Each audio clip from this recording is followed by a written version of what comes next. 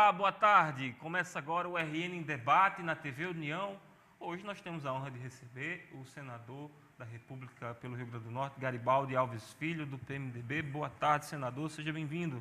Boa tarde, Alex. É um prazer estar aqui no seu programa prestando contas do meu mandato, porque comigo houve uma transição, né? Eu saí do Ministério, onde passei 4 anos no Ministério da Previdência, e voltei para o Senado. E tanto uma como outra atividade exige essa prestação de contas. E por isso mesmo eu me coloco aqui à sua disposição.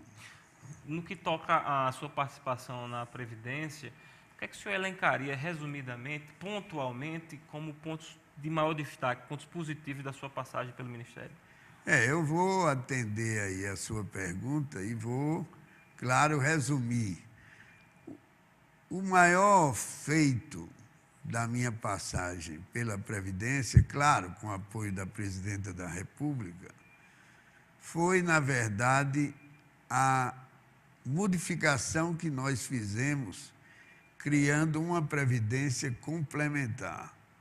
Porque o que havia, e é importante que eu diga isso, é que a Previdência Pública, com 1.100.000 segurados, dá um déficit ainda hoje maior do que a Previdência Geral, que tem 31 milhões de segurados. Isso, me perdoe, mas os servidores públicos eles não têm culpa, porque diretamente, principalmente o grande número de servidores, porque isso se deu em função de privilégios, claro. E, na verdade, nós tínhamos que modificar isso, sem querer ser repetitivo, mesmo que fosse a longo prazo, como será. Hoje, se você paga o INSS e é da Previdência Geral, ou se você paga a Previdência Pública, você tem um teto que hoje é aproximadamente, que eu já saí, pode ter sido modificado, de R$ 4.500. Quando você era servidor público, quando se tratava de servidor público, desculpe, isso ia muito além. Mas agora não. Se você quiser ter no serviço público uma aposentadoria maior, você terá que contribuir. A União vai contribuir, o INSS, aliás, o governo vai contribuir, mas você vai pagar o que você tiver de maior com relação à sua aposentadoria. Então, se fez justiça. Nós tínhamos uma divisão aí muito injusta. Então, essa foi, sem dúvida nenhuma, mas sem dúvida nenhuma, o nosso maior feito na Previdência. Os outros foram, as outras realizações que eu poderia apontar, foi a expansão das agências, que melhorou o atendimento, que desafogou aquilo que não era mais filas que se mostravam pela madrugada, o segurado chegando, mas eram filas virtuais. Você tinha, através do atendimento da Previdência, uma coisa sempre adiada. Tivemos outras realizações, mas como você pediu, resumo. E agora, chegando novamente para o Senado, como é que o senhor pretende conduzir-se agora na presidência, como senador da República, após esse período como ministro da Previdência? Eu acho que existe uma preocupação muito grande, não apenas minha, mas de todo o Senado, de que possamos efetivar a reforma política em face do desgaste que nós enfrentamos pelo sistema que está aí. Então, nós temos que tratar com seriedade e nos aprofundando sobre financiamento de campanha, sobre os próprios partidos políticos, tratar de diminuir o número de partidos, mas qualificar os partidos políticos.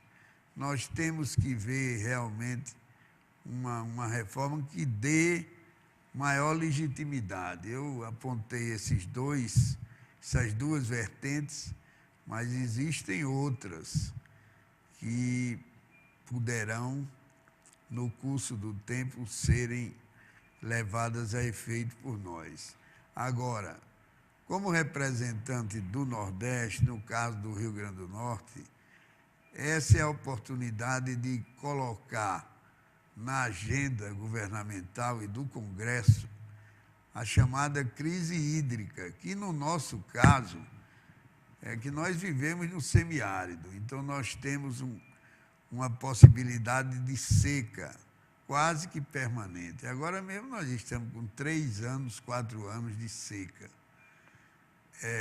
Agora se estabeleceu um debate nacional sobre isso, sobre crise hídrica, que está trazendo muito sofrimento para as populações urbanas, como a de São Paulo, como a do Rio, como em Minas Gerais, principalmente nas capitais.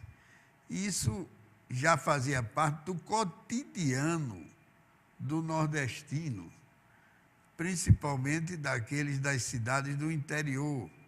A nossa capital, por exemplo, sempre foi poupada disso, mas grandes cidades nossas do interior, no campo nem se fala, e nós éramos muito discriminados por isso, e inclusive chegaram a tratar a seca como uma verdadeira indústria da seca, que nós fazíamos disso algo para trazer recursos para o Nordeste de uma forma ilegítima. Não há isso. Agora eles estão vendo, a discriminação deve estar, claro, diminuindo, e nós vamos ter que aproveitar esse momento para debater isso que para nós é um pesadelo constante e que para eles surgiu agora. Senador, o assunto da semana, obviamente, dirá respeito à Operação Lava Jato, a entrega da lista do Procurador-Geral da República ao Supremo Tribunal Federal, revelando os políticos que serão investigados. E nesse rol de políticos, aqui no Rio Grande do Norte não consta a presença do ex-presidente da Câmara, Henrique Alves, é um fato que eu queria que o senhor comentasse, e, posteriormente, a presença de políticos PMDBistas, sobretudo os presidentes da Câmara e do Senado.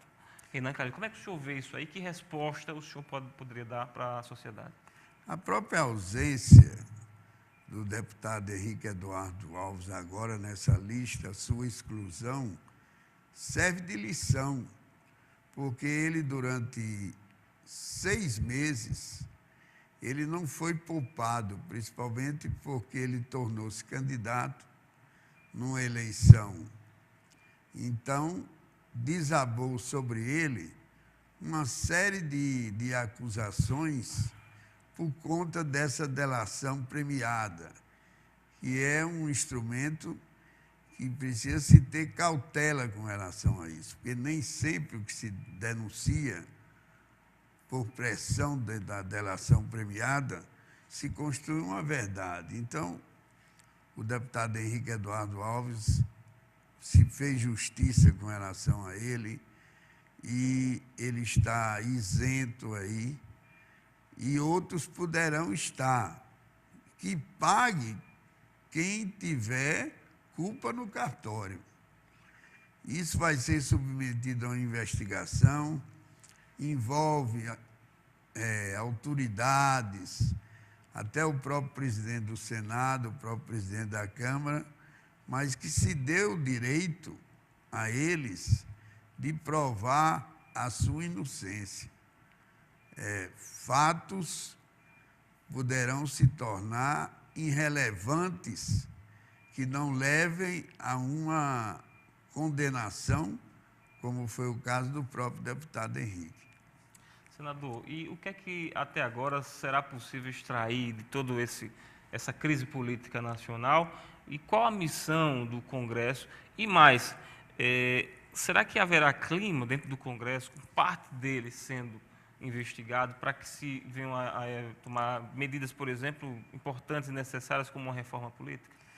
Não tenha dúvida que isso que está acontecendo no momento, essa crise política que se juntou a uma crise econômica, e o político depende do econômico, como o econômico depende do político, eles estão em permanente estágio de correlação, isso dificulta a vida do Congresso e nós temos, então, que ter muita serenidade, muito equilíbrio para podermos contribuir com o próprio Executivo.